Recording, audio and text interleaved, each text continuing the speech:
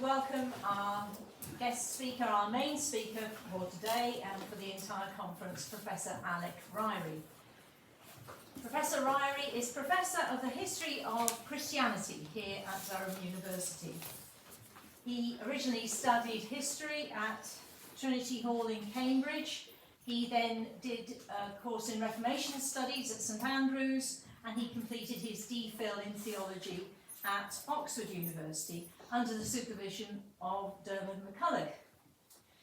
After teaching in the University of Birmingham, he moved to Durham here in 2007 and has been here ever since in different roles. Those of us who have looked at the number of publications he's been responsible for may have wondered to ourselves whether this is a gentleman who ever sleeps at night, because he has published widely on the Protestant Reformation in the last 20 years, a number of aspects of the Reformation, and he has said of himself and his studies that persistent themes in my work have been the emotional history of religion, religion and politics, war, violence and martyrdom, the Protestant encounter with other faiths, with empire and with the wider world, the relationship between Protestantism and Anglicanism, the history of pious practice and devotion, and histories of religious unorthodoxy, including magic, radical dissent, and atheism, issues that were explored in his most recent work, Unbelievers, An Emotional History of Doubt, which came out in 2019. He has two major projects that he's been working on for some time. One is a major history of Protestantism as a missionary religion in the 16th, 17th and 18th centuries, and he delivered the James Ford Lectures in Oxford earlier this year under the title The World's Reformation. And another major focus of work has been a shorter and more polemical history of how our supposedly secular age, with its many peculiarities, has come about and where it might go next. And under that heading, he delivered the Bampton Lectures in Oxford in 2022 with the title The Age of Hitler and How We Can Escape It. Now, when you reflect on the fact that the invasion of Ukraine took place very shortly after perhaps those lectures were delivered, or possibly even coincidental with it. A few months before. A few months before. So that, I think, is a very timely area for you to have been writing on, and we await with interest the publication of a work that links to that part of your research. I think people will also be interested to know that Professor Ryrie is a lay reader in the Anglican Church in the Diocese of Newcastle, and therefore a person of faith as well, and a member of the Ecclesiastical History Society, of which he has been president, and he is obviously somebody who we welcome with enthusiasm and wait to hear from him now on his studies into the first era of Presbyterian missions. Thank you.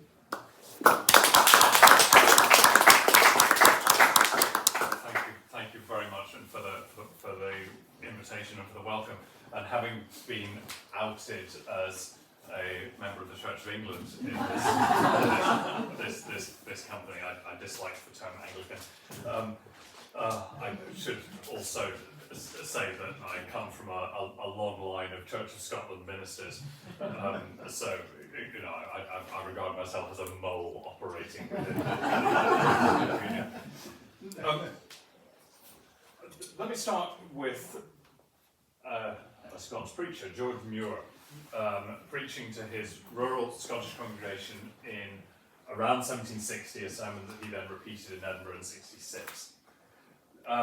He asked his congregation to imagine that they had contributed, imagine that you have contributed a few pennies to help spread the Christian gospel amongst the foreign heathen. And imagine that thanks to your gift, one solitary soul on the other side of the world embraces salvation and eternal life. In this life, you and that foreign convert will never meet, you will never know each other's names. But he will pray for you, nevertheless. And his grateful prayers will draw down blessings on you, blessings that may even stir your cold faith into saving life. So it will at last, he said, be a happy meeting in your heaven and theirs. Here's the dear man, says the converted pagan, to whose generosity I'm indebted for my first acquaintance with the joyful sound. And there's the blessed person, say you, to whose prayers my repentance unto life was happily owing. He will praise God that ever you was born at all, you that ever he was born again, and both will join in one anthem for this surprising, this ravishing interview in the realms of salvation. And this is the Christian missionary vision, I think, at its most appealing and idealistic. The Presbyterian labourers in Ayrshire are being asked to make the imaginative leap of embracing impossibly alien peoples across the oceans, not only to give what they have to them, but to receive what they need from them. There's only one problem with Muir's sermon, which is that according to standard histories of Protestant missions, it really shouldn't have been preached at all. There's long been a general consensus that Protestants of any kind didn't engage in serious missionary projects before the sea change of the 1790s, when the Baptist Missionary Society and the London Missionary Society were founded and fired the starting gun for the modern missionary movement. It's usually said that there's just a handful of disconnected episodes before that, the most famous of them being the Congregationalist mission of John Eliot in Massachusetts from the 1640s to 70s, and the Lutheran, or rather joint Lutheran-Anglican mission to Tranquebar in South India from 1706 onwards. As you heard just now, I'm in the process of writing what was initially supposed to have been a short book or even an article about why there were so few Protestant missions in the early period, which is a project that has blown up in my face because it turns out that there was much, much more going on in the way of Protestant missions in the 18th, the 17th, and even the 16th centuries than we've tended to recognise. I think there are important and interesting reasons why we haven't noticed them. I can come back to that later if anyone's interested, but for now, take it from me, there is a substantial untold story here. If you want the whole story, you'll have to wait till the book comes out in 2026. But this morning, I want to give you some highlights of one part of that story, the striking role played by Presbyterian missions in the high days of the 18th century, chiefly in the American colonies, often in close collaboration with Congregationalists, the Congregationalist Presbyterian boundary being frequently crisscrossed in New England. And I'm doing so partly because it's a story with some genuinely remarkable figures in it who deserve to be remembered, but this is not going to be drum-beating celebratory mission history. I want to spend much of this lecture dwelling on two particular episodes, which I think help explain why this phase of missionary history is a tangled one, which has not always proved easy to remember, but nevertheless deserves to be. A little bit on the backstory of Presbyterians, or let's say Reformed churches as a whole, and missions. You may have heard it said that early Protestants were actively opposed to missionary projects. Some of them certainly were, but that's an opinion that's firmly rooted in the Lutheran churches, where for a while, especially in the 17th century, there is a consensus, never a uniform one, but still, that Christ's great commission to his disciples to go and make disciples of all nations was a personal mandate to the apostles alone, and that their successors had neither the duty nor the right to follow that example. That is a view that never has much purchase in the Reformed world. Theodore Beza agrees with it, but he's pretty much isolated on that. The first Reformed Christians to make a significant impact overseas are the Dutch in their Atlantic and Asian networks of colonies. There's been some excellent scholarship in recent years making clear that the great Dutch trading companies were far more serious about their religious task than we've tended to give them credit for, much more so than their notoriously secularizing rival, the British East India Company. The Dutch East India Company establishes ink spots of Protestant presence throughout the Indonesian archipelago, especially in the Ambon and Banda Islands and in northern Sulawesi. They established and they resourced an impressive network of schools and seminaries on the island that we now know as Sri Lanka, and left behind a Protestant population numbering hundreds of thousands when the island fell to the British. Most impressively, most tantalisingly of all, the Dutch established a 1,000-strong indigenous Reformed church on the island of Formosa, that is Taiwan, in an astonishingly short period in the 1630s. A church governed by indigenous elders, the Dutch East India Company ploughing vast amounts of money into the project, even establishing a seminary on the island for training indigenous ministers, before a Chinese invasion cuts the story off abruptly. But my main focus today is on the North American continent. The Dutch colony of New Netherland, which the English renamed New York when they seized it, was a pretty small-scale affair with some real but fairly minor missionary effort directed at Native Americans. A bit more attention was paid to enslaved Africans. But after the English takeover, there does of course remain a substantial Dutch Reformed church in New York. In the 1690s, a DRC minister at Albany named Godefridus Delius becomes famous in the colony for his success in building up a Christian Native American community. Delius's case is a tricky one because he's then driven out of the colony. The governor accuses him of swindling Native Americans out of large amounts of land. But the governor himself was a man who was notorious for his own dealing with pirates, including the infamous William Kidd. And I think there's fair grounds for believing that when Delius says that he was the victim of a political vendetta, and the accusations against him were false, you could choose your side, but he seems the more plausible of the two to me. Another important group of reform ministers are the Huguenots, the French Reformed, who of course come to the New World in large numbers after the revocation of the Edict of Nantes in 1685. And they're strikingly overrepresented in missionary circles. And I want to spend a little while with one of them before we come to the main event, partly because it's a useful introduction to some of the themes we'll be talking about, and partly because it's quite a good story. The Elias No was a young Huguenot layman who made his way to Boston after the revocation, marries another French refugee, and then eventually sets up as a merchant in New York. But on a commercial voyage in 1692, his ship was captured by a French privateer. The war had just broken out with France again. He is taken for a renegade French subject, and so while the others on the ship are ransomed, he is sentenced to galley slavery in France. And this is a brutal sentence that killed around half of the people who received it. But not only survived, he became known to his fellow Protestants in the galleys as the minister, for urging them to stand firm in their faith. And after a year of this kind of defiance, he was sentenced to solitary confinement, which lasted for 2 years, he said, my beard being as long as the hair of my head and my face as pale as plaster. And then in 1696, he was transferred to the infamous Chateau d'If at Marseille, that would later become be made known in the Count of Monte Cristo.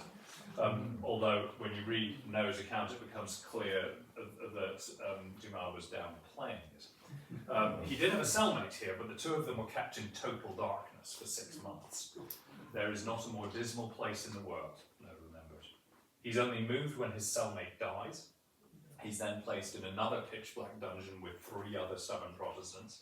They were eventually allowed a lamp once a day by which to eat.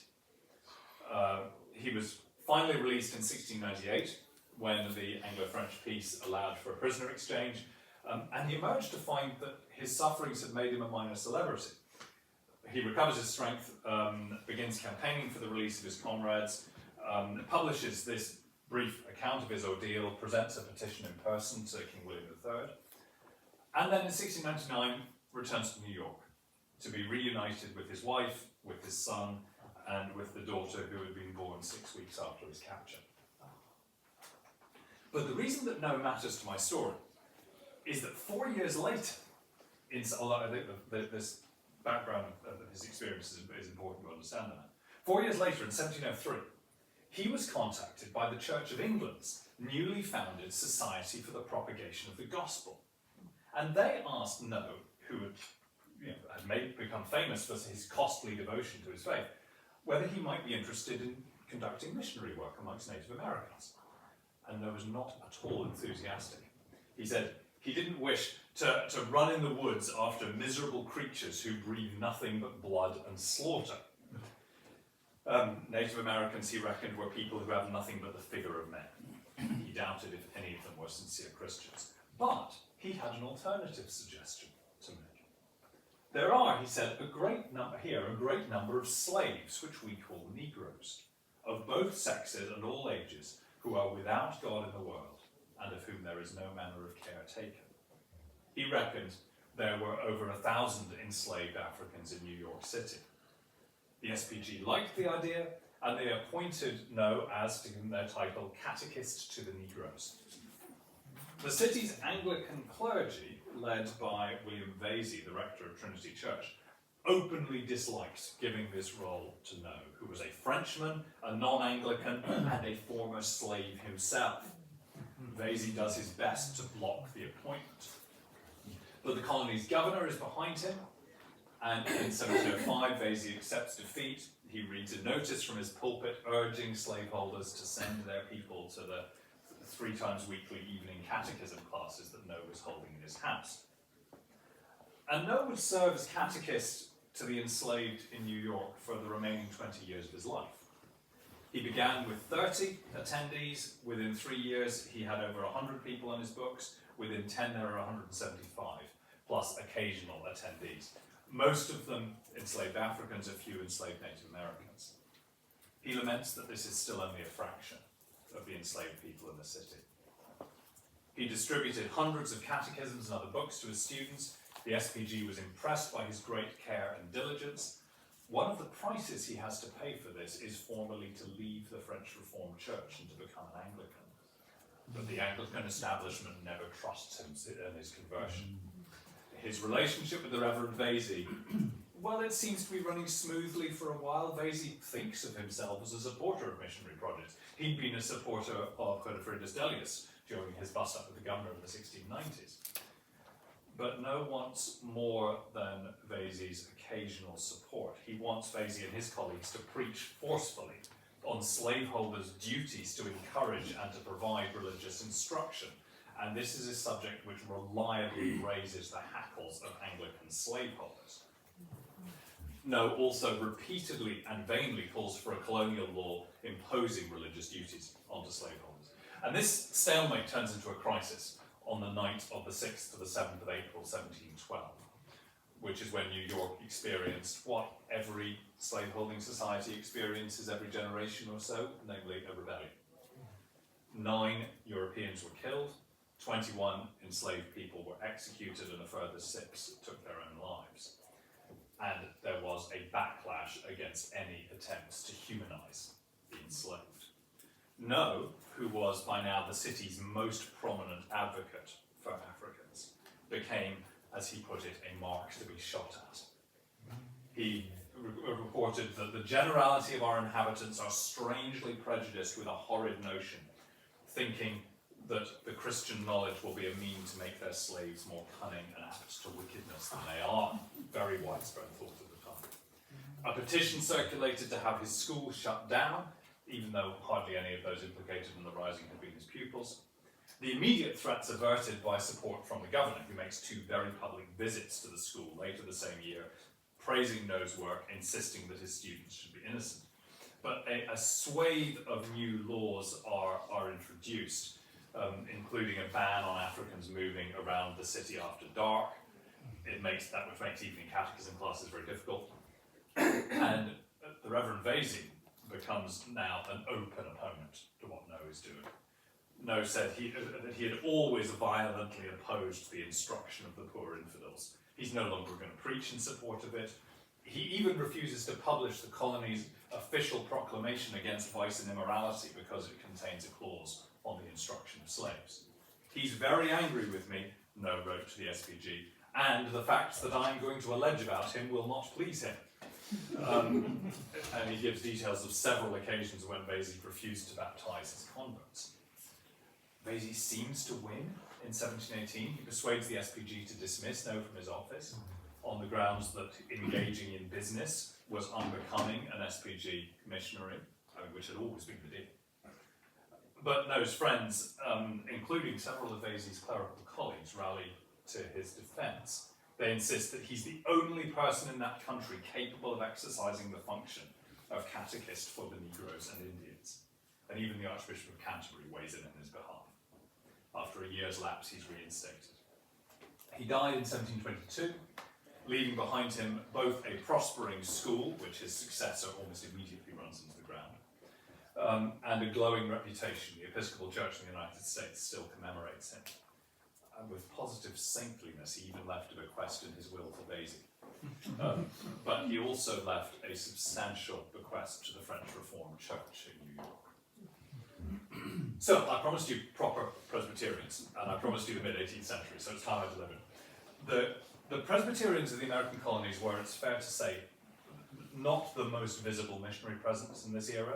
The Moravian Brethren were the most institutionally committed to missions of this kind. The Church of England did have the SPG, which is the only large-scale entity that could be called a missionary society in the modern sense of the word, although it devoted much more effort to building up the Church of England amongst the settler population than it did to ministry amongst Native Americans and enslaved Africans.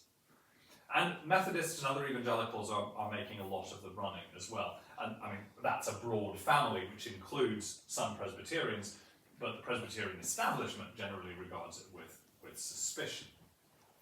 If you want a stereotypical picture of a Presbyterian missionary in this period, I give you David Jones.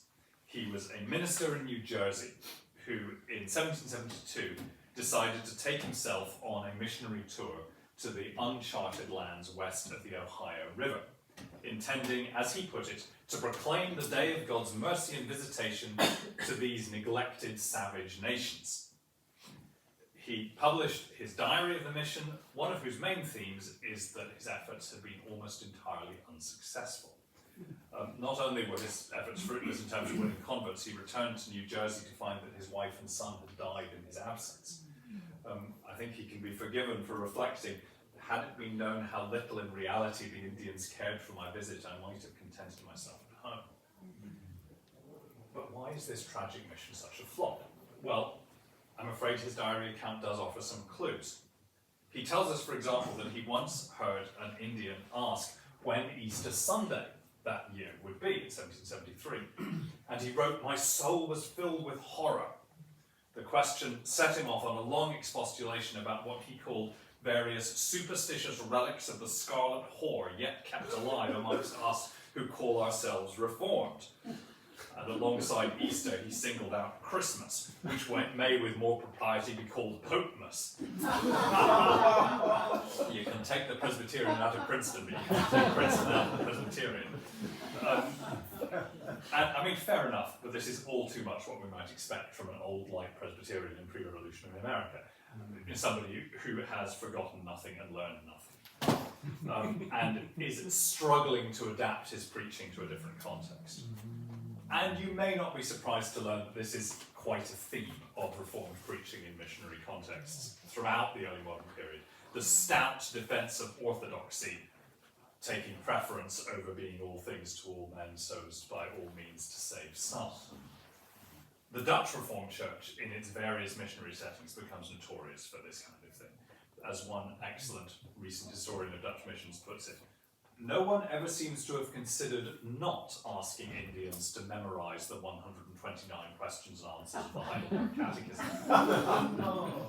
And while in theory the Dutch Church favours translation of biblical and catechetical texts into indigenous languages, in practice it's deeply exercised about how to police those translations so as to ensure their conformity to the canons of the Synod of Dort. This same question of language, which we'll be coming back to again and again today, is a recurring problem for David Jones's mission. Because, like a great many of the missionaries of the era, he doesn't actually speak the language of the people to whom he is preaching. He's dependent on an interpreter. This is all too common throughout the period. The figure of the interpreter, who, when he or she is present, is certainly one of the most significant figures in any cultural exchange, is often all but invisible in these accounts. You can read a long account of a missionary encounter. There might just be a one passing reference to the fact that it happened through an interpreter, which you could easily miss. They're generally treated as a mere transparency through whom clear and unfiltered communication is possible. It is true that a good interpreter, under the right conditions, could work wonders. In 1713, Experience Mayhew, that's a cracking name, who was a scion of a strikingly successful Congregationalist missionary dynasty from the offshore islands of Massachusetts. He undertook a visit to the Pequot and Mohegan Indians. He himself spoke the island Wampanoag language, but he found the people he was visiting didn't, and so he needed an interpreter. He used a local man named Joseph. It's a good sign he tells us the interpreter's name. These accounts rarely do that. Joseph came forward. After meeting him, Mayhew was pleased with him. Another good sign, paid him a bonus. That's partly because, third good sign, he was aware that Joseph was a man of some social standing amongst his people. And Mayhew then took much pains with him, with the interpreter, to open the mysteries of the Christian religion to him and persuade to him reformation of life. He professed that he believed the truths which I proposed to him, many of which he'd not understood before. And he then served as interpreter for the rest of Mayhew's visit. Similarly, 1734, the Presbyterian John Sargent, visiting the Indians of Housatonic in Massachusetts, used an interpreter named Ebenezer, good sign. He felt that it went well. Ebenezer came to him the following day with more detailed information about what some of those who were present had thought of what he'd said. And Sargent notes that Ebenezer would go on to be baptized himself soon afterwards. So this is somebody who's not simply repeating what's said to him, but is an active partner. And I'm afraid this kind of thing is an exception. Most interpreters, most people who are working as interpreters on the Native American frontier in this period, had learned their craft in trade or in political negotiations, not with theological or spiritual vocabulary, terms which are often notoriously difficult to translate anyway. One of David Jones's visits on the Ohio River in 1773 was cut short when the conversation turned to religion, and his translator told him that he could not interpret, only in common affairs. On another occasion, Jones was told by his Native American hosts that they wouldn't listen to him preach through an interpreter, because they claimed that he would say what his own heart thought, rather than what Jones had said. It doesn't help that being an interpreter in this period is not really a professionalized position. It's hugely important, but it's a low status role. Some completely capable people refuse to do it, seeing it as beneath their dignity. And interpreters who are themselves Native Americans were often expected to work minimally or sometimes unpaid. Jones gripes in his journal that he had to pay £5 a month for an interpreter. And when another potential candidate, a Native American, asked him for £7, Jones grouses that Indians from the greatest to the least seem mercenary and excessively greedy of gain. And sometimes he tries to bypass the problem. He records meeting a Native American whom he calls Stephen. He has lengthy conversations about God with him through an interpreter. Eventually it's time for them all to retire for the night, but Jones wants to pray for Stevens and his companions first. The interpreter, he tells us, is still present, but he doesn't translate the prayer. Apparently Jones asked him not to. And Jones writes, though Stevens, understood not what was said, yet maybe God would give him good thoughts while I was speaking. And he adds that while he was praying, during that time, the Indians looked very seriously at me. And I mean, of course, it makes theological sense that the Spirit may be able to work through such an occasion. and that God's power will not be frustrated by a preacher's ignorance. But you will agree that this account does not make the Presbyterian missionary presence seem enlightened, creative, or formidable. And that while my title promised you a remarkable work of grace, we haven't yet seen one. So, I want to spend the rest of this lecture introducing you in more detail to two case studies, which show us the Presbyterian mission, or rather the intermingled Presbyterian Congregationalist mission, from different angles, which in different ways show both its potential energy and creative power, and also the ways in which the poisoned relations between white settlers and Native Americans proved to be serious obstacles.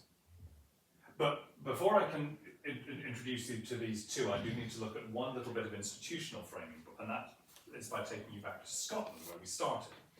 I mentioned that the SPG was the closest thing we have to a full-scale missionary society in the American colonies. But its most serious rival was the SSPCK, the Society in Scotland for Propagating Christian Knowledge, not to be confused with England's SPCK. The Scottish Society, as this history of itself that it publishes indicates, works chiefly in the Highlands, but it does have a persistent missionary presence in North America. One of the main reasons why this has got such a low historical profile is archival. Unlike the SPG, which leaves an enormous archive, the Scots keep the whole thing organisationally very light. Most of the decision-making is delegated to boards in the colonies, who accounted only in the briefest terms for the money that they were sent.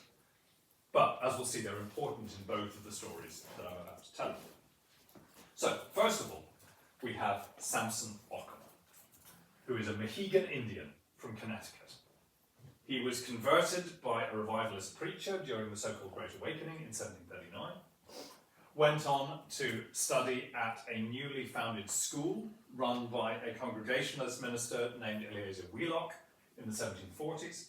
By the decade's end, he'd become a schoolmaster himself, with people of his own Mohegan nation at the eastern end of Long Island, working within the structures of the Presbyterian Church.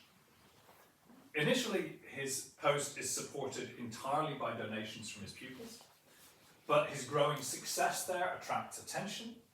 In 1752, Occam gets married to a Mohegan woman, the formidable Mary Fowler. His old schoolmaster, Eleazar Wheelock, at that point manages to secure the two of them a £15 stipend from the Scottish SPCK. By now, he's not just serving as lay minister to the Montauk Mohegans, but as catechist and minister to others across a much wider area.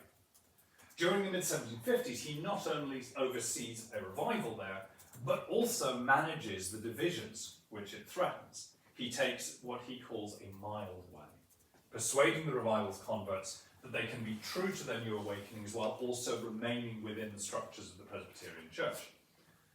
If we add to that what we know about his way of life, he's living in a wigwam amongst his people, supporting his family by farming on his own account and by bookbinding and woodcarving, and you might get the impression of a man of saintly patience and forbearance. But you would be wrong.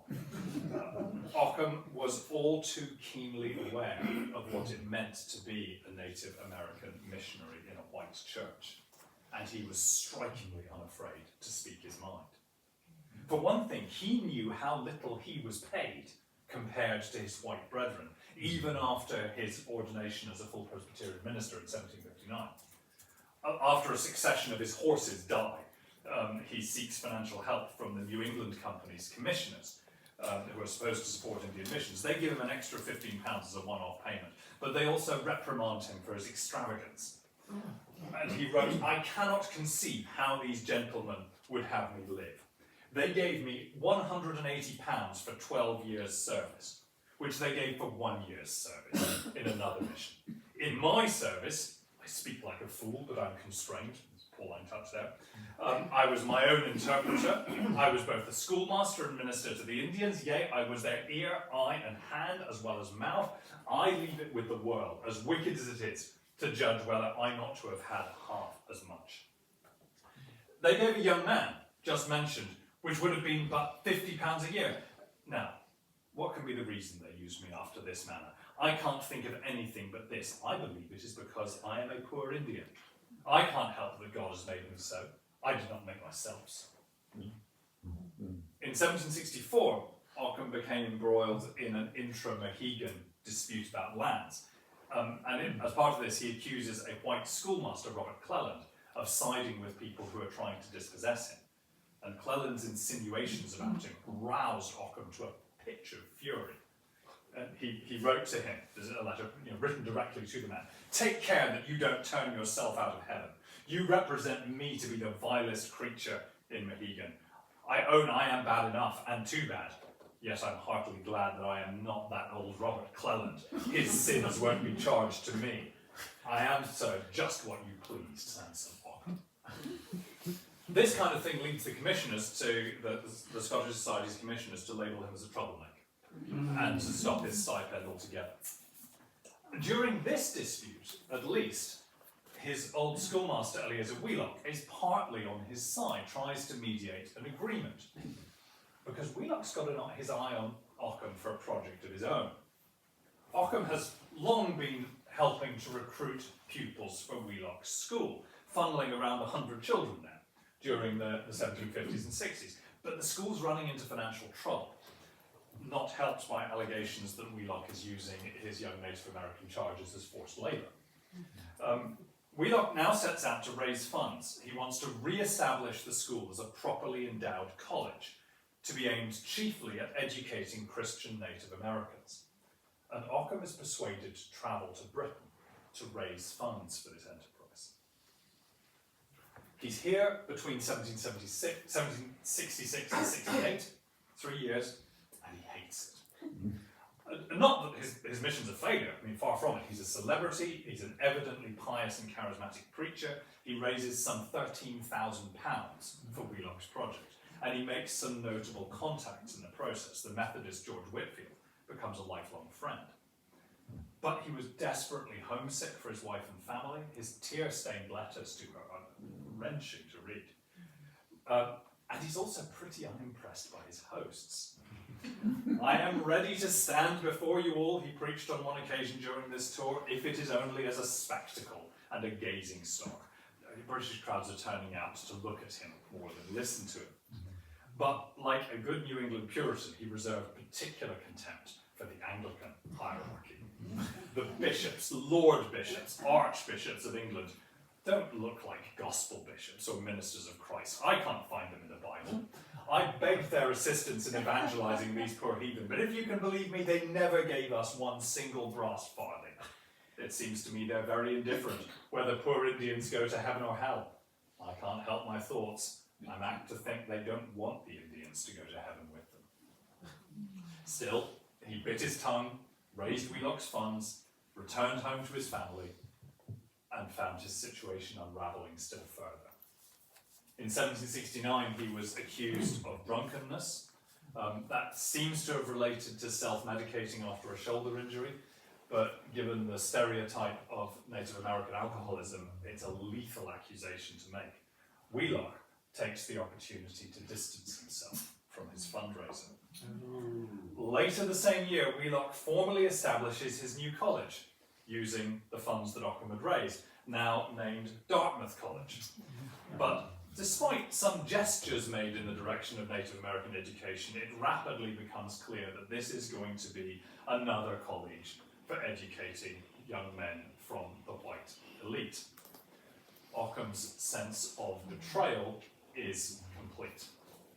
In a volcanic letter to Wheelock, he writes, "I'm very jealous that instead of your seminary becoming alma mater, she will be too alba mater, white mother, to suckle the toys.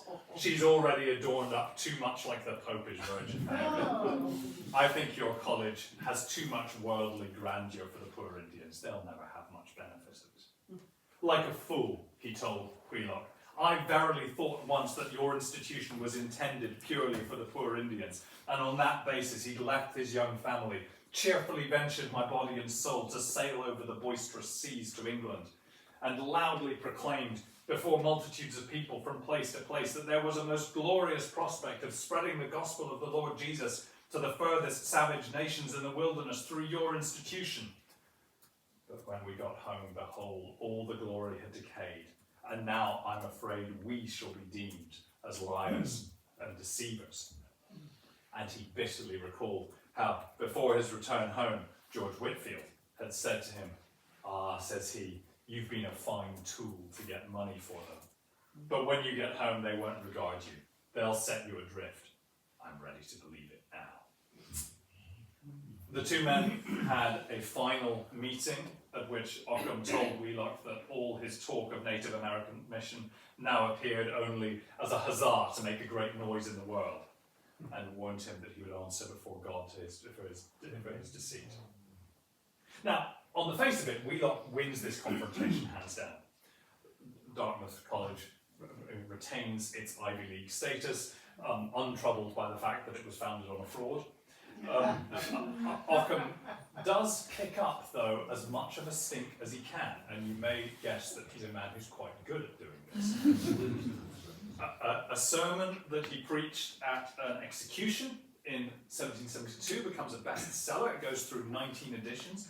No Native American writer had ever achieved anything like this kind of success, and it makes him a sought-after celebrity preacher. And he uses his fame to establish a new pan-tribal Native American Christian community named Brotherton, despite the opposition of a neighbouring white minister who believed that there is no Indian in the compass of my knowledge who has more inveterate prejudices against white people than Mr. Ockham. In fact, Ockham could also be unsparing about his own people's failings. But it is true that he refused to downplay white folks' sins. In a sermon preached to a white congregation late in life, he said, "The savage Indians, as they're so called, are very kind to one another, and they're kind to strangers, but I find those who are called Christians void of natural affection, according to their conduct in the world." And in particular, he denounced slavery with single-minded determination. To our knowledge, he never kept a slave. He claimed that it was inconsistent with their character and function for preachers to do so. He urged those who did to free their own slaves as a reproach to others. He said those who keep slaves are no Christians, they are unbelievers. Amongst other things, he corresponded with the enslaved celebrity teenage poet Phyllis Wheatley, and even in a fit of enthusiasm suggested to her that she should travel to her native Africa to preach the gospel there. "You know," he said, "how Quaker women are allowed to preach, and why not others in an extraordinary case?" It was left to Wheatley herself to gently point out that as she'd been kidnapped from Africa as a baby, she spoke no African languages. So the keynotes of Ockham's missionary ministry, I suggest, are energy, frustration, and a righteous, almost prophetic anger, as his eyes were ever more opened and his tongue ever more loosened to tell the truth about the world around him. In this, he is an intriguing contrast to my final witness, the man who was, in his time, the most celebrated British missionary of the 18th century, David Brainerd. Celebrated in part thanks to Jonathan Edwards, in whose house he died at the age of 29 in 1747. Edwards ensured that his diaries were published and widely circulated in the years that followed. "A Remarkable Work of Grace" was the title that was given to that first edition. Brainerd was very quickly being widely cited as the most admirable missionary figure of his age. The life of David Brainerd becomes a mainstay of evangelical and missionary publishing in the later 18th and the early 19th century. His story continues to be celebrated down to the present. But there is no doubting it is a strange story. Brainerd spent less than 4 years in the mission field between 1743 and 46 as a paid missionary working for, again, the Scottish SPCK. He works mostly alone, first at the forks of the Delaware River in Bethlehem, Pennsylvania, and then at Cross Weeksing in New Jersey.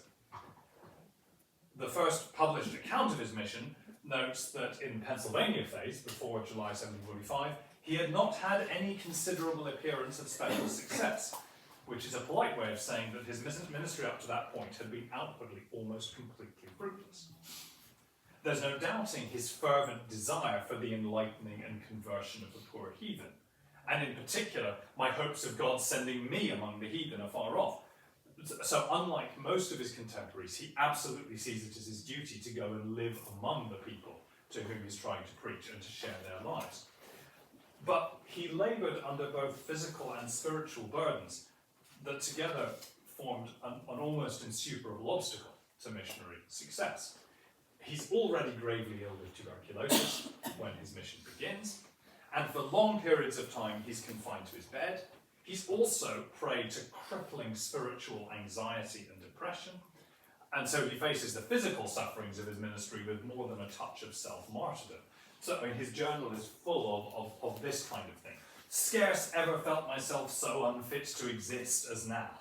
I saw I was not worthy of a place among the Indians where I'm going, if God permit. I thought I should be ashamed to look them in the face. I felt myself banished from the earth, as if all places were too good for such a wretch as I. There are pages and pages and pages of this. When he actually reaches the Pennsylvania Indians, he spends his first week among them, he says, in a dejected, depressed state of mind.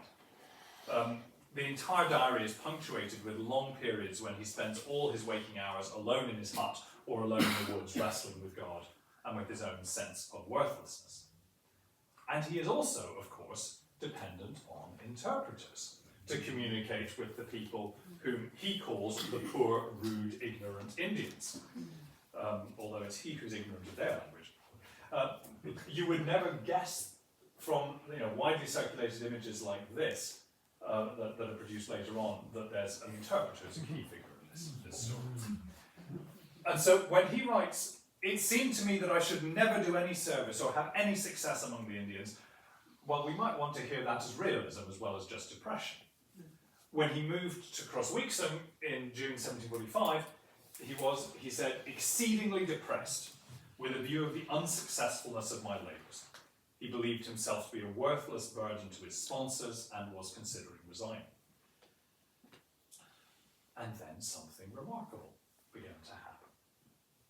The population at Crossweekson was scattered thinly over a wide area, so he said, I preached to those few I found, who appeared well disposed, and not inclined to object and cavil. More came the next day, and again, none made any objection, as Indians in other places have usually done. After 3 days, an initial crowd of 7 or 8 was up to nearly 30. And he says some began to feel their misery and perishing state and appeared concerned for a deliverance from it. By the end of the month, he has a 40-strong congregation asking him to preach twice daily. He was sure that this awakening would subside as quickly as it had appeared, but it only strengthens. Barely a month after arriving, he baptizes his first converts, being persuaded of the depth and authenticity of their conversion. And what followed over the next year could be described as a classic evangelical revival, if it weren't for the fact that these are not nominal believers being revived, but new converts to the faith. On the 8th of August, he wrote, the power of God seemed to descend upon the assembly like a rushing mighty wind. They were almost universally praying and crying for mercy in every part of the house, and many out of doors, and numbers could neither go nor stand. This was indeed a surprising day of God's power. And the same spirit endured as long as Brainerd remained well enough to continue there. And 20 years later, we still hear of his converts testifying to their faith. So when I say this is a mystery, you will appreciate that it's a mystery which Brainerd's admirers down the centuries have generally not wanted to solve, because the glory of this revival lies in its very improbability. If this solitary, sickly, depressive minister who shows no previous signs of being able to kindle such flames presides over such a thing, that simply demonstrates that God's Spirit is worked through such a weak vessel. Or, if you prefer, you can suggest that he was underplaying his own personal qualities and that he shows more signs of success early on. But there is a simpler solution to this, hiding in plain sight, and you may have already guessed it. When Brainerd moved to Crossweekson, he had just changed his interpreter. The new man's name, is Moses Tindertatamy, a name which Brainerd mentions once, amidst several references to him simply as my interpreter. Tatamy first catches our eye because he and his wife were the two initial converts baptised at the end of July 45. He was in his 50s. In fact, he'd been working with Brainerd for nearly a year by that point.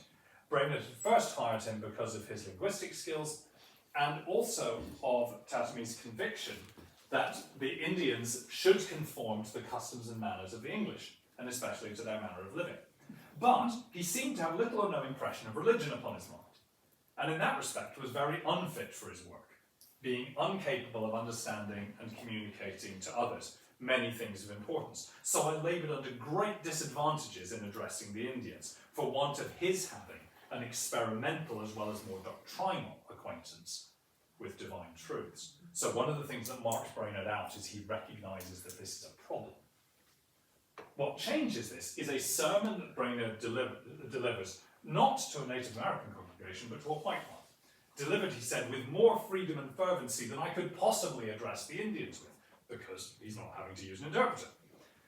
But Tatamy listened to this, and Brainerd tells us he was somewhat awakened by it. And the more so when Tatamy had a period of illness a few months later. Brainerd was, by his own account, pretty suspicious of Tatamy's conversion. He feared that it was but the working of his own imagination, not the effect of any divine illumination of his mind. But what finally convinces him is not just the change in his behaviour, but the particular change visible in his work as an interpreter. Brainerd wrote, there was a surprising alteration in his public performances. He now addressed the Indians with admirable fervency, and scarce knew when to leave off. And sometimes when I concluded my discourse and was returning homeward, he would tarry behind to repeat and to inculcate what had been spoken. Once you start looking for him, Tatamy, or my interpreter, is a constant, understated presence throughout the Crossweeksing revival. All their conversation amongst themselves, Brainerd tells us of his converts, turned upon religious matters, in which they were much assisted by my interpreter, who was with them day and night. Tatamy would come and inform Brainerd of who amongst his people was under concern and who had received comfort, and would then accompany him to counsel those people individually.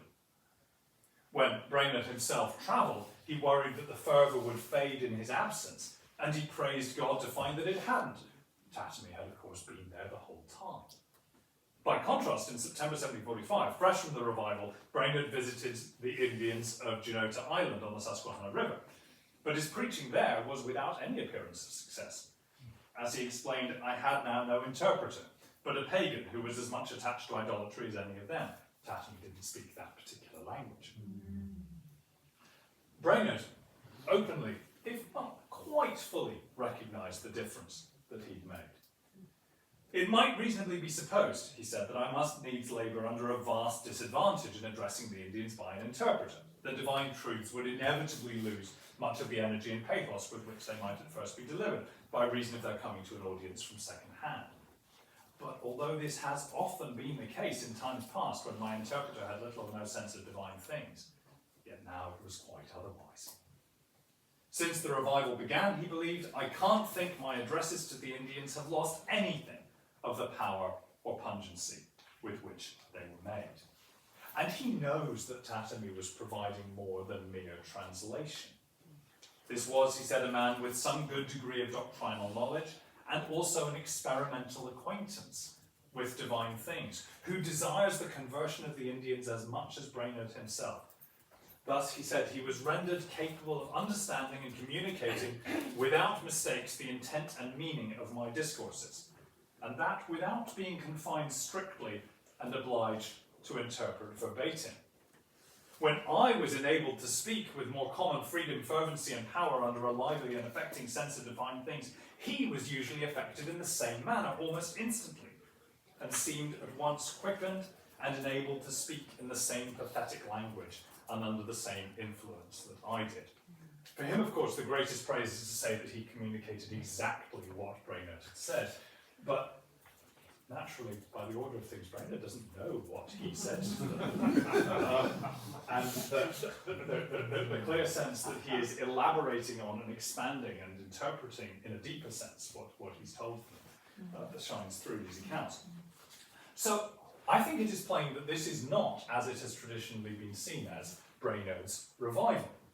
It is Brainerd's and Tattermy's revival, or perhaps Tattermy's and Brainerd's. Brainerd's conversionary achievement, which was considerable, was not to kindle a fire amongst the Native Americans across Weekson. It was to convert one solitary Native American who was fluent in both languages, and who was thus enabled, with Brainerd's continuing guidance and input, to light a more general flame. Brainerd went on to early death and great posthumous fame. Tattermy, who was nearly 30 years his senior, lived until 1760, became a preacher in his own right, as did his son after him, but has largely vanished into obscurity. Even Edward Andrews's 2013 book on Black and Indian missionaries in the 18th century only nods to him in passing.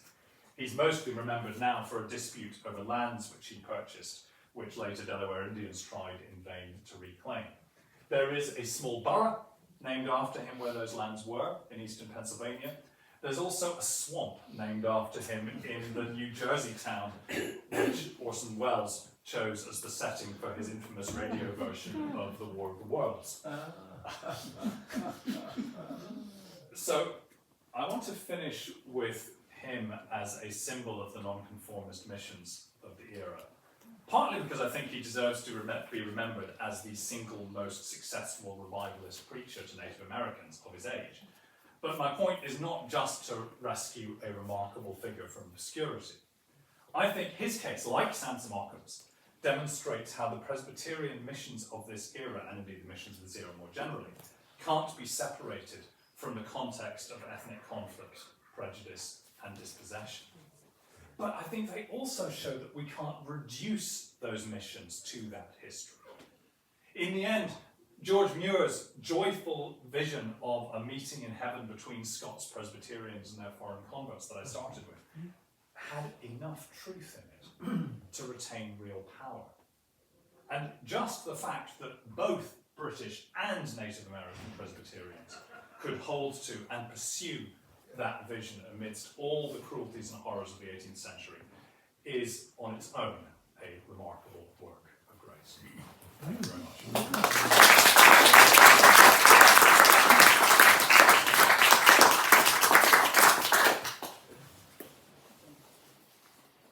Thank you very much, Professor Ryrie, for introducing us all, I suspect, to a completely new area of history and characters of whom we've probably never heard at all before, but who have vastly stimulated us. I wonder if anybody would like to start us off with a comment or a question, please, while we're reflecting on that.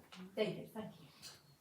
Thank you very much, Alec. I don't think I've heard a paper since I heard Lionel Senna about 20 years ago, who has brought out so clearly the significance of translation in conversion and transmission of the gospel.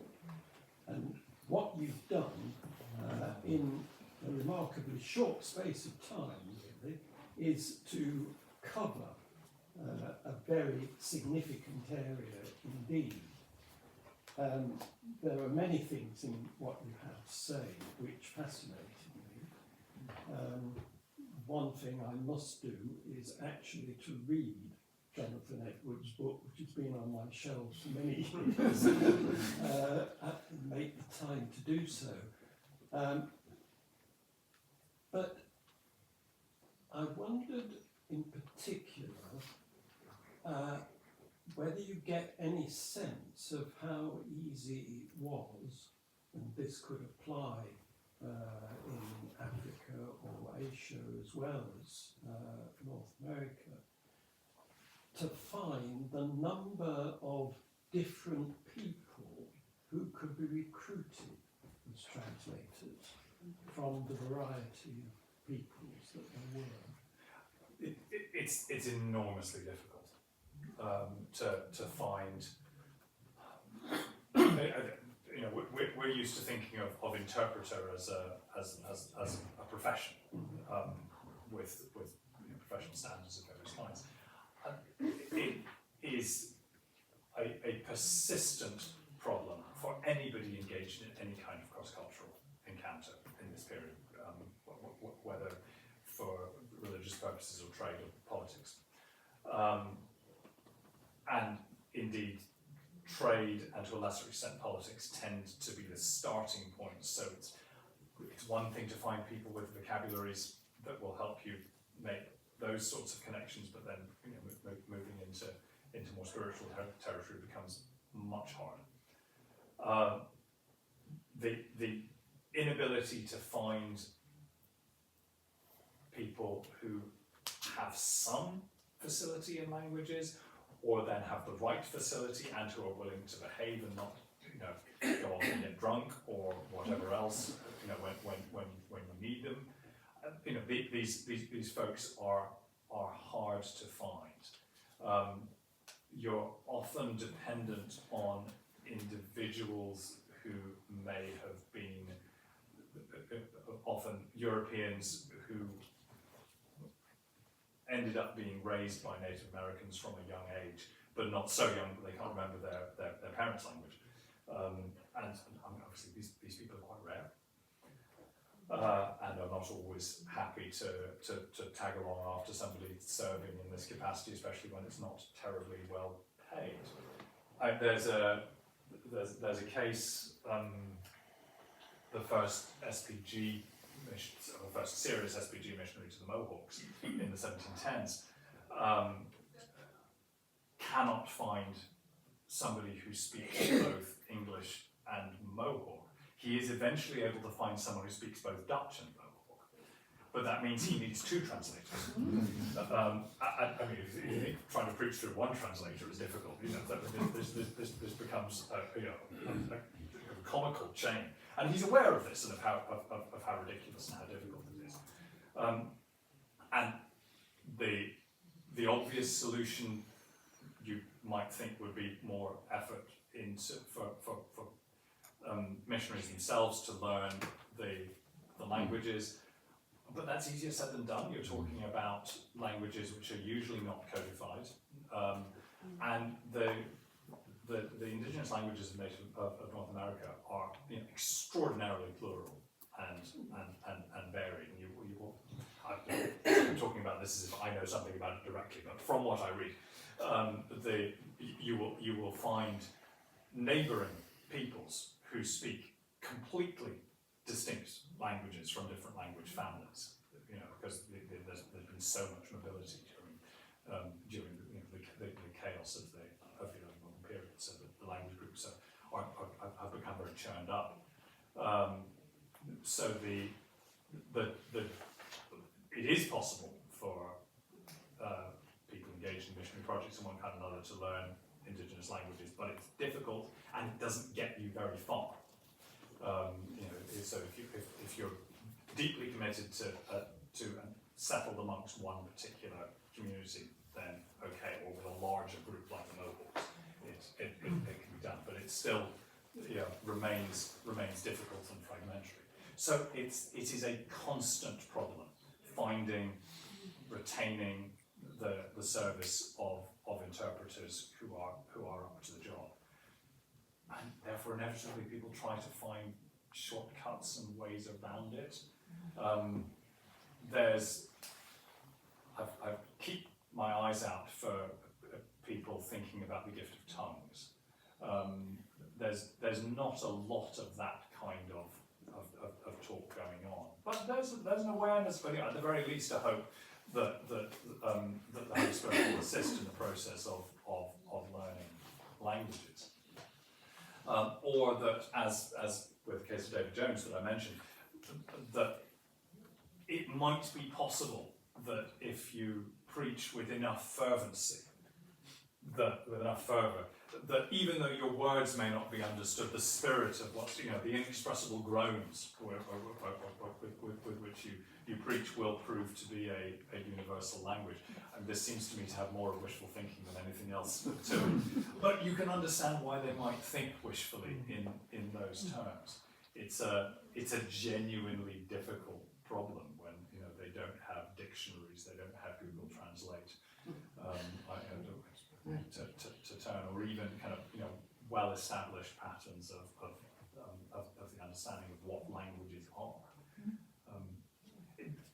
And there are, I mean, it's less of an issue in North America, but it does happen, but certainly in some parts of the world, there is active resistance to and suspicion of the idea of outsiders learning indigenous people's languages. You know, if somebody wants to learn your language, you know, the assumption must be it's because they're a spy. And it's very important to be able to keep your language close so that you can communicate with one another without being overheard. So somebody who moves to your to your country or to your settlement and says that they want to learn your language is instantly regarded with suspicion. Like China is the supreme case of this. Thank you. Yes, Victoria. That's excellent, thank you. This morning's lecture was talking about a man who loved detective novels, and it felt like you were taking this as my favourite part of history is making it like a story. I have two questions, I think. So you talked about how what was the translator's name? I've forgotten his name. Brainerd's translator, Moses Tatamy.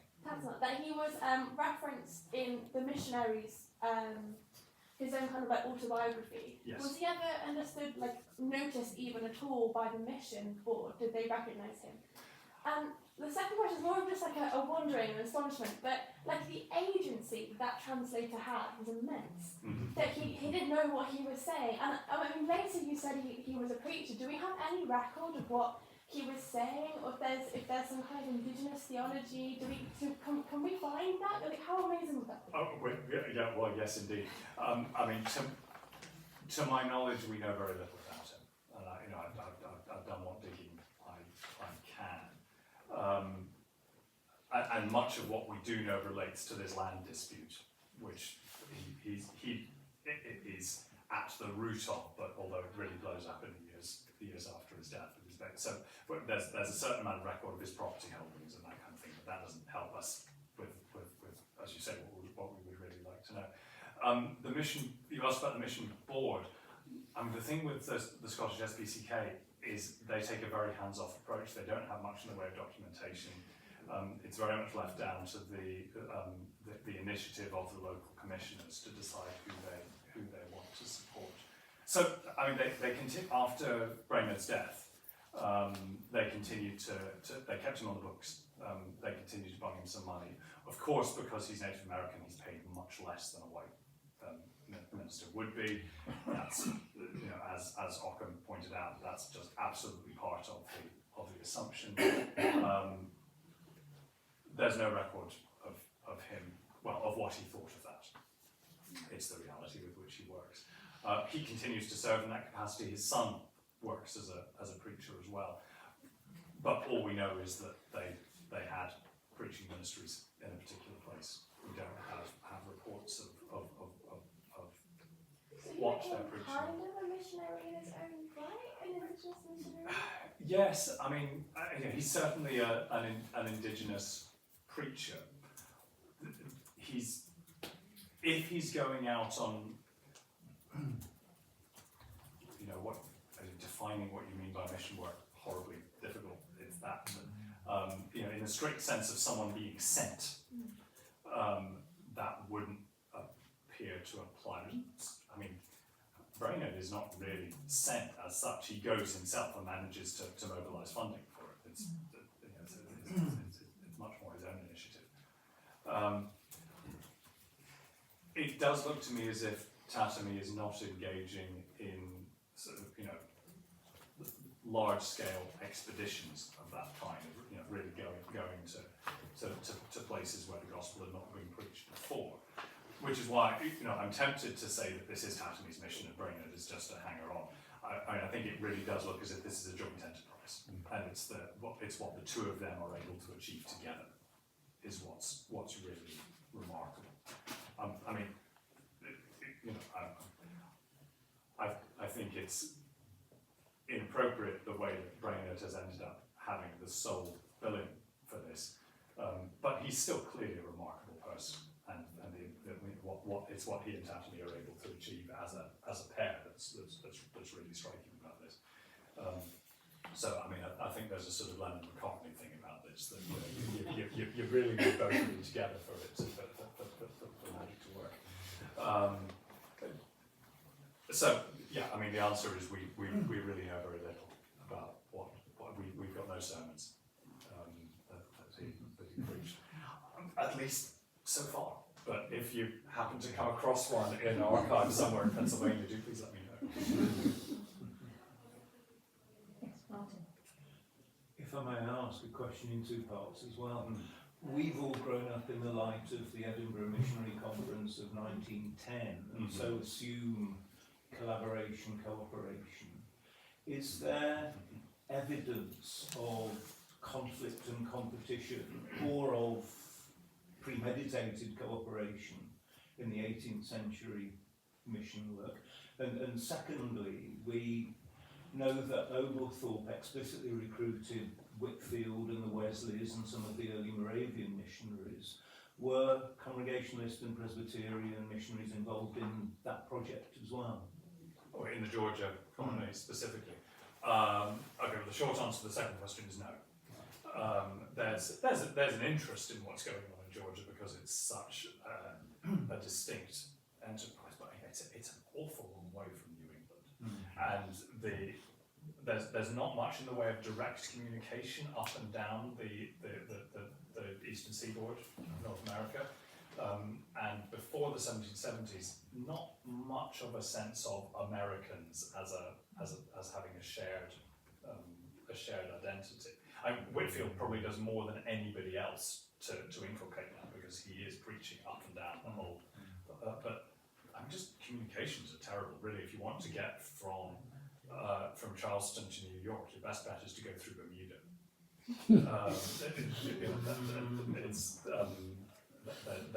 There's not much in the way of that sort of regular communication. So in some ways, New York is as far away from Georgia as England is. As to whether there is interconfessional rivalry and competition, well, yes, there is. The ecumenical sense that we associate with later missions, I mean, the idea is there, and you will repeatedly find some folks involved in this world emphasizing that it's very important that we we talk about what actually we call mere Christianity, that we focus on on points that are generally agreed and avoid points of controversy. The trouble is, no one can agree what are the points that are generally agreed and so that itself, as soon as you say that, that's already got a disputatious edge to it, because you're effectively saying, I think we should ignore the things that other people think are important and just focus on what our confession thinks is important. There are some real efforts to avoid being drawn into those sorts of controversies. Some denominations are better at this than others. The Moravians go out of their way to avoid being drawn into intra-confessional issues, as indeed do many of the evangelicals, who of course sit quite lightly to these boundaries anyway. So yeah, I mean there are cases of that kind where it's these the divisions are being downplayed.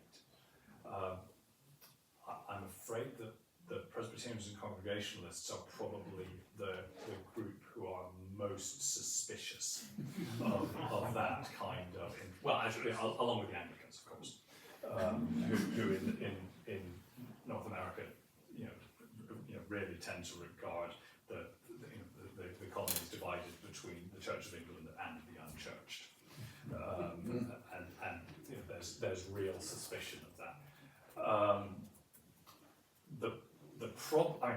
One of the persistent problems for the Church of England in the American colonies, and it's the thing they complain about all the time, is that they've got no proper episcopal structures in North America.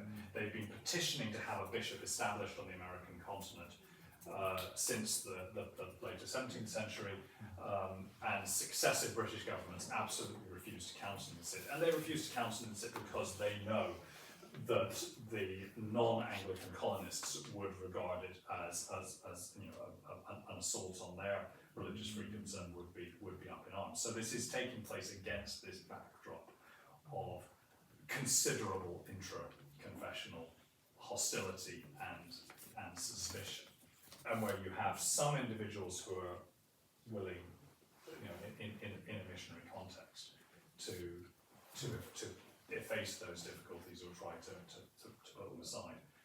They're pushing against the tide.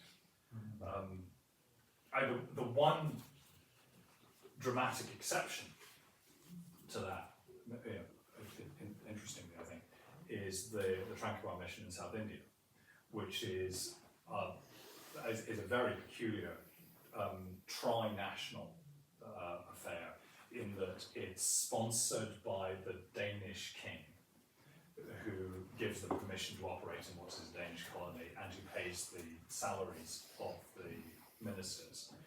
But the ministers themselves are Germans. They're German pietists from Halle.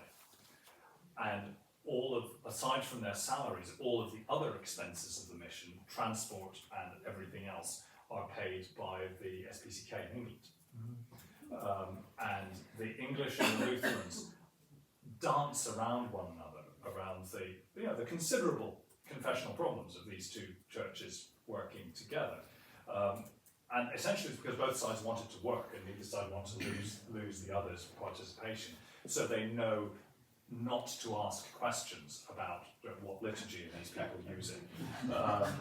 And the great advantage of that for the missionaries on the ground is it means they're much less susceptible to being micromanaged from thousands of miles away than is often the case otherwise, because they know that neither side is willing to push things too far. And so when, as in that case, you've got a handful of really remarkable creative people, they find themselves with a lot more freedom of manoeuvre than would be the case in some other circumstances. So, you can see why that's one that has been so much remembered in later missionary histories, because in some ways it really does seem to anticipate what happens in subsequent generations. Yes. Thank you, Alec. Could I maybe use you a bit by asking three questions that sort of work outwards a bit? I'll probably forget the middle one, but try. The first is, could you say a little bit more about the SSPCK? Because what interested me about your account is not, in a sense, its lack of interest in accounting for money, but the fact that there was a second reason for keeping track of missionaries and what they were doing and getting reports back, which is they provide the propaganda you then use to get money in and fund the mission. So if you're not doing one, you're also in some ways not doing the other. The second just goes back a little bit and to your answer to the previous question, which is when you talk about sort of pan-denominationalism, interdenominationalism, and so on. I suppose if I can raise the question in a more sort of controversial way, are you focusing too much on the churches? One of the things that strikes me as remarkable about 18th century Protestant mission work, at least in North America, is the way in which the state authorities in England are prepared to push everyone out to the colonies to act as missionaries, indeed funding many people who are deeply opposed in some ways to the Church of England, and yet it's still seen as good policy on the part of the government. And the third is really going back to David's point about translation, which I found very interesting. I was just wondering about the contrasts with the Catholic missions, about which you said nothing. And yet they were organised in a sense in a very different, much more central, much more organised way, and from the very beginning. And presumably with an awareness of the problems of translation from the moment you send out anyone to the Americas. So I just wondering if there's anything to Okay. be gained by that comparison. Okay. Right, so SSPCK first. It is striking how thinly documented the SSPCK's work is. It's also clear that they always regard the Highlands as their primary field of operation. And so, I mean, in terms of publicity, that I showed you one of their occasional reports. There are 4 or 5 of these published over the course of the 18th century, which compared to the SPG, which publishes there's a printed annual report with an annual sermon. It's a different scale of operation. And the focus of this is on their mission in the Highlands, where they do have something to report from the American colonies. You know, they will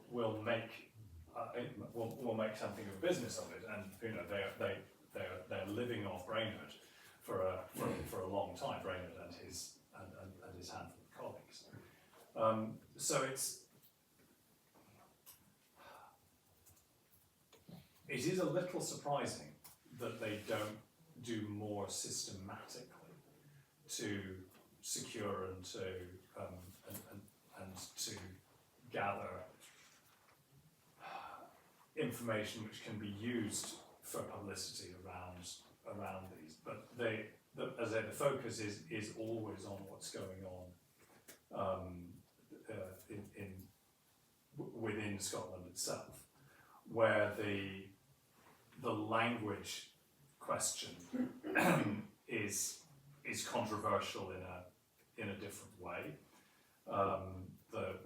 There's a dispute which the SSPCK is absolutely riven over, you know, to what extent they want to be pursuing an anglicisation policy in the Highlands or working with Gaelic. And I mean, of course, naturally, the turning point of that is the 45-46 rising.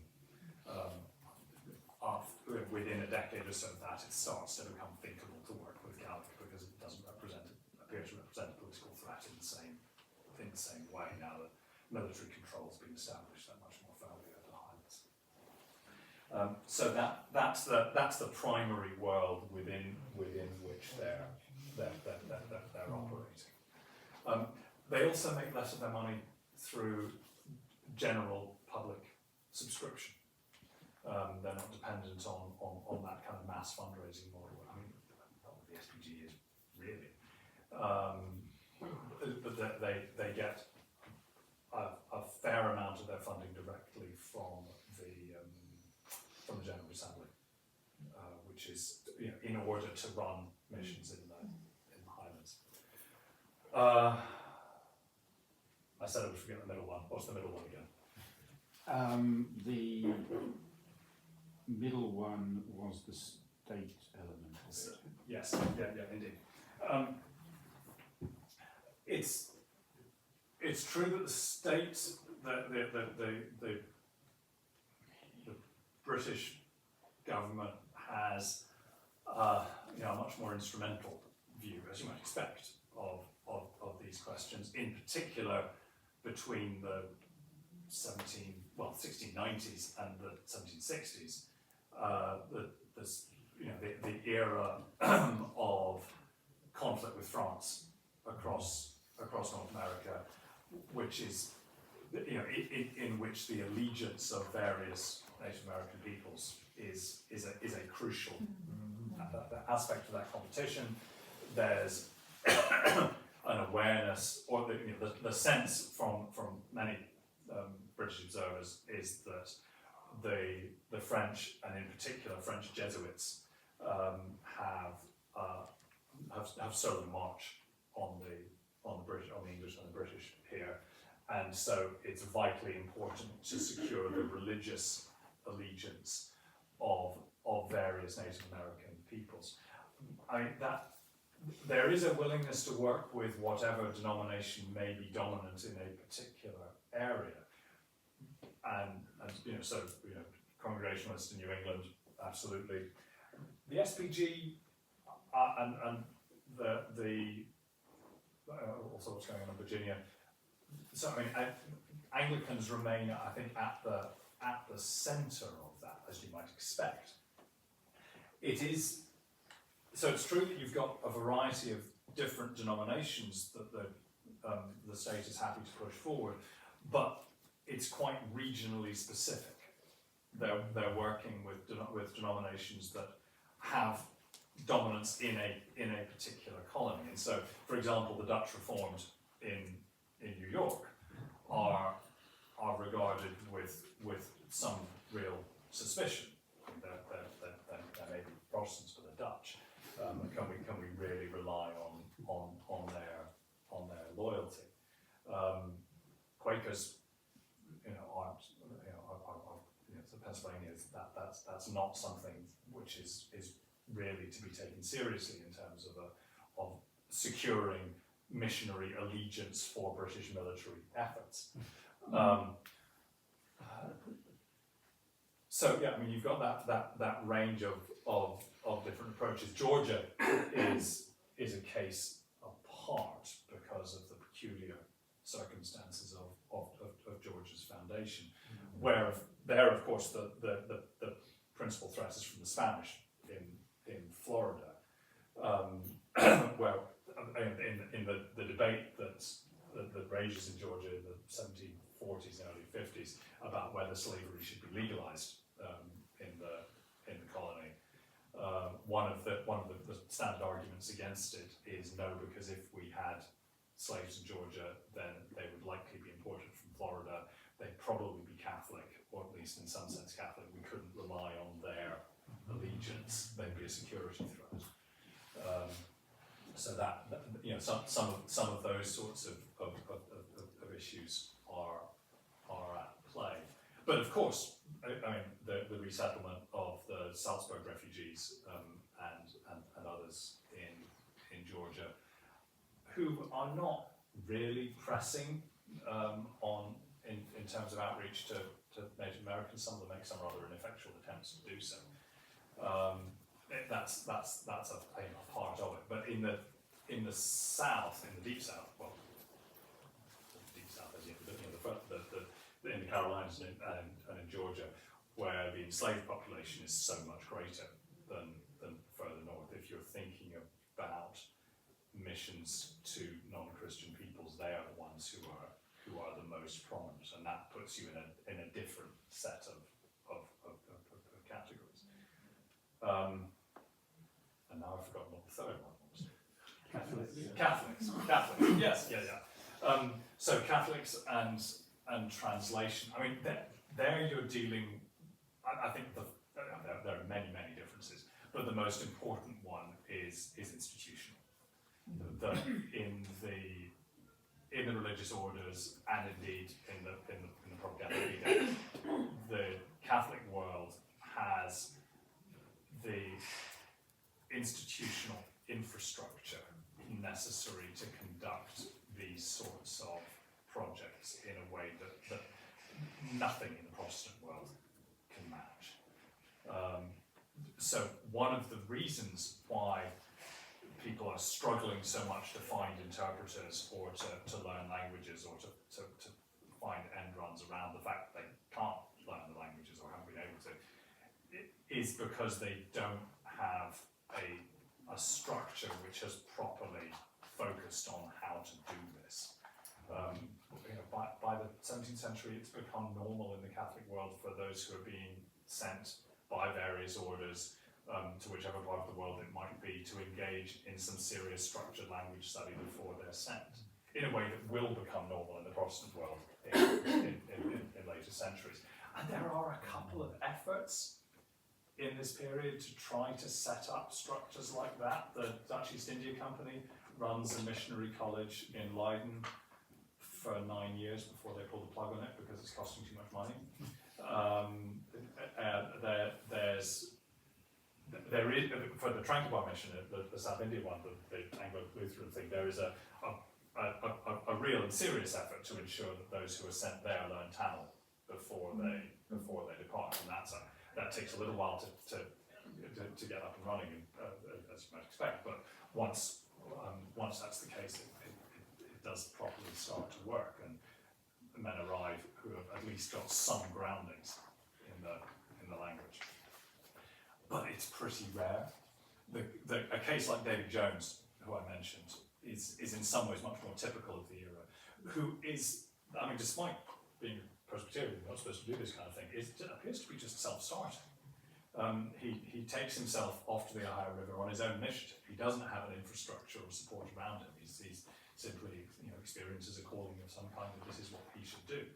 And this sort of thing, where people are venturing with very little in the way of formal preparation or of infrastructure of support around them, is all too common in the Protestant world. So there's lots of effort, but it's often quite uncoordinated and without support structures behind it. And I think that, well, there are many differences with Catholic world, but that's the most striking and immediate one, and one which is frequently commented on at the time. Is there a tension between the sort of Protestant model of individual conversion and the hierarchical tribal structures they're dealing with that already have their own religions? I mean, the obvious thing to go in, I suppose, a bit like Christians did in Europe, was to go and convert the leader, and then they bring the rest of the people into the fold, sort of thing. Yeah, and they're well aware of this. And so I mean, you often have a particular focus on an interest in people who have some sort of authority or status within whichever society you might be talking about. Equally, I mean that's one classic Christian model. Go for King Ethelbert or whoever it might be.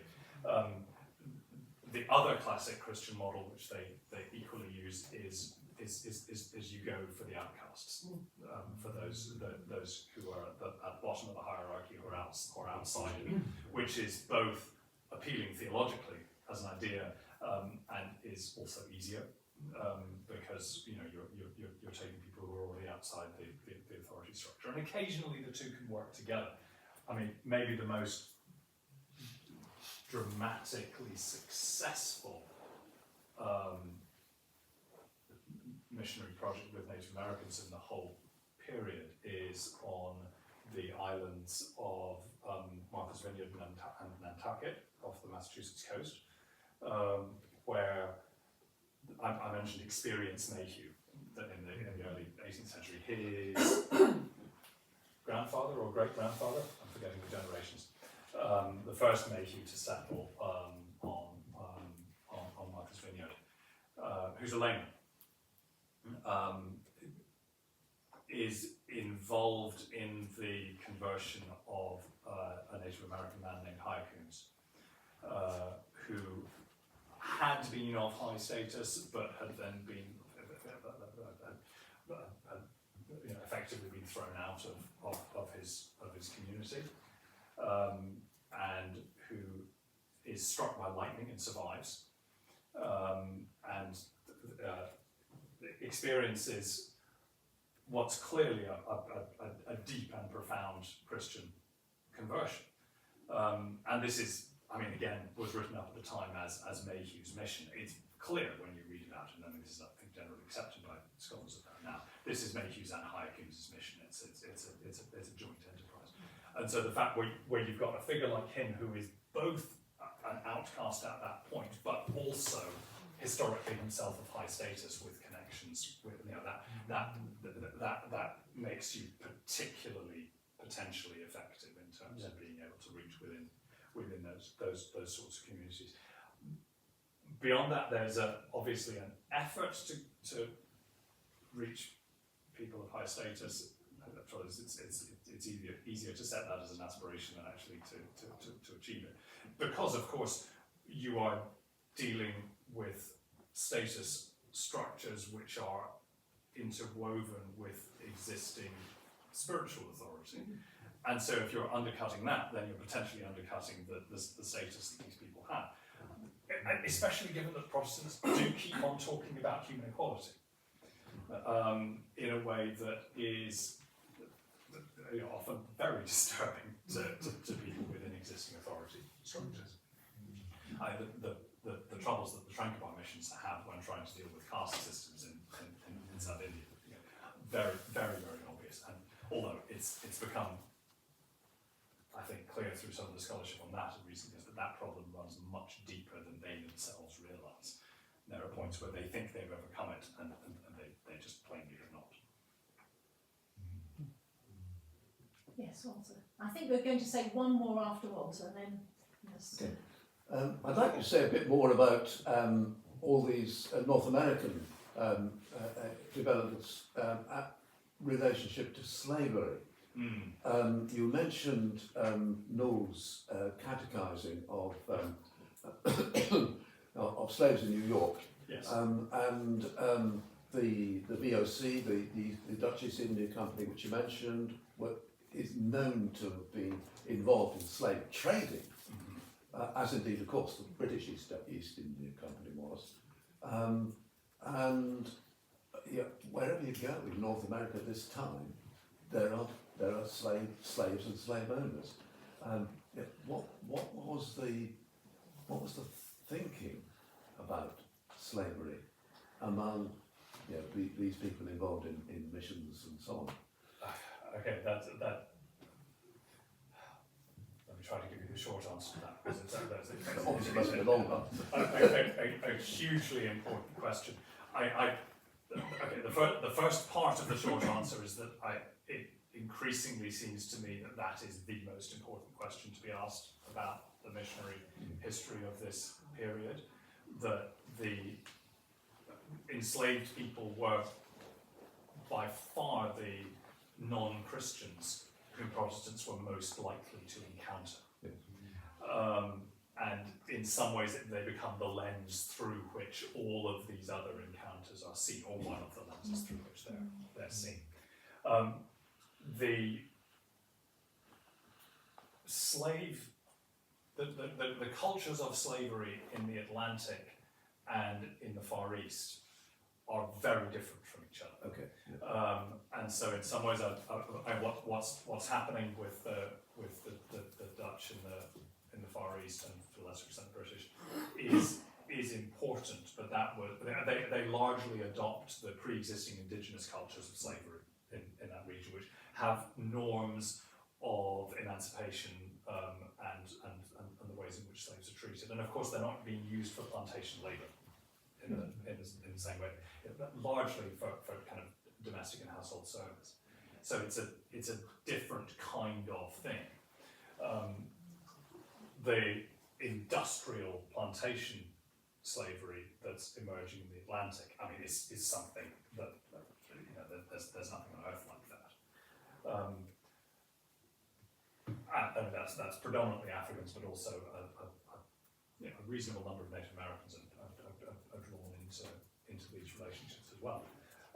By the time Protestants encounter this system for themselves, it's already well established. They are, I mean, I think it's fair to say they are absolutely sucked into this. There are various idealistic statements made by Protestants of one kind or another early on in their dealings with slavery, of that, disapproval of various kinds. Of course, they've all read Genesis and Philemon and so on, so they all assume that slavery as such can be a legitimate, the idea that the modern doctrine that slavery in any form is intolerable is alien. So the assumption is that slavery can be all right, it's just about whether it's the right form or whether you're doing it correctly. And they want a kind of Abrahamic model where the enslaved are part of the household of faith. I mean, the trouble is that is so disconnected from the reality of Atlantic slavery. And they spend a century or more attempting to reconcile these irreconcilables, while the economic engine that is the slave trade in the Atlantic is simply sucking people into itself. the sensible, realistic attitude that most Protestants who think about this have, and a lot of them try not to think about it, up until the back end of the 18th century, is that slavery is like poverty. It is obviously an evil. It's a fact of life to be regretted, but it is something with which we have to work. It is this vast reality which simply has to be dealt with. And so the missionary approach to it tends to focus on, well, these people's bodies are enslaved, but how do we free their souls? And the answer to that must always be, well, we're talking about the need to go through authority figures. When you're talking about enslaved people, the authority figures are the slaveholders. And so you need their consent for this to be possible. And therefore, the first priority, if you're interested in mission to the enslaved, is how do you reassure slaveholders that your preaching offers no threat to their authority. And so you find a kind of performative preaching in which it's formally addressed to the enslaved, but the real audiences are the slaveholders on the side, where you're wanting to emphasise. I mean, you had a little bit of this in Durham. That of course, Christian slaves will, if slaves convert to Christianity, then they will simply become more diligent, more dutiful, more honest in serving their masters than they ever would be before, and therefore it's in the slaveholders' interests to allow. I mean, this is something which is repeated absolutely ad nauseam, and taken to be a kind of a logically self-evident truth, despite the quite widespread experience that actually, when enslaved people convert to Christianity, they start to think about themselves as spiritual equals of their slaveholders in a way that is. I mean, so I think the slaveholders fear that Christian preaching is damaging to their authority. They are correct, and this is a problem that Protestant preachers spent much of the 18th century desperately trying to avoid. And there's an interesting set of questions about why that attempted evasion falls apart really in the 1780s, which I think is all tied up with the American Revolution as really the thing that fundamentally stabilizes it. But there are certainly signs that it was moving in that direction before that anyway. So I mean, yes, I could go on, but it's I think a decisively important question. I suppose the last thing I will say is that it is no coincidence that the collapse of that way of thinking about mission to the enslaved, that you work within the system, the fact that is happening in the 1780s, and that you have the new missionary awakening led by Carey and others in the 1790s, it is not a coincidence that these things are happening at the same time. Thank you very much.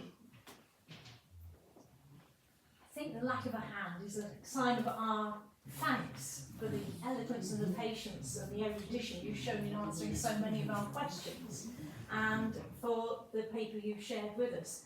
And I can't help but reflect on one translator I think of with great affection and respect from a conference I attended in Transylvania 2 years after the fall of Ceausescu, when we had a theological and mission discussion with English speakers, Romanian speakers and Hungarian speakers. Many of the main content of the conference was in English, and Lehel had then to translate into Romanian and Hungarian, which took quite a lot of time. And of course what we were all doing was waiting for the point when the joke came. And the various national groups who then got to the punchline enjoyed it. And it took a bit of time to get through everything, but it was an enormously community building experience to share across those boundaries so soon after the fall of a dictatorship, with groups with Catholics and Reformed Protestants from across the whole of Europe present. And I think translation is something that's enormously important, and you have helped to translate us back into a period of history about which many of us are learning very many new things. So thank you very much for what you shared with us today.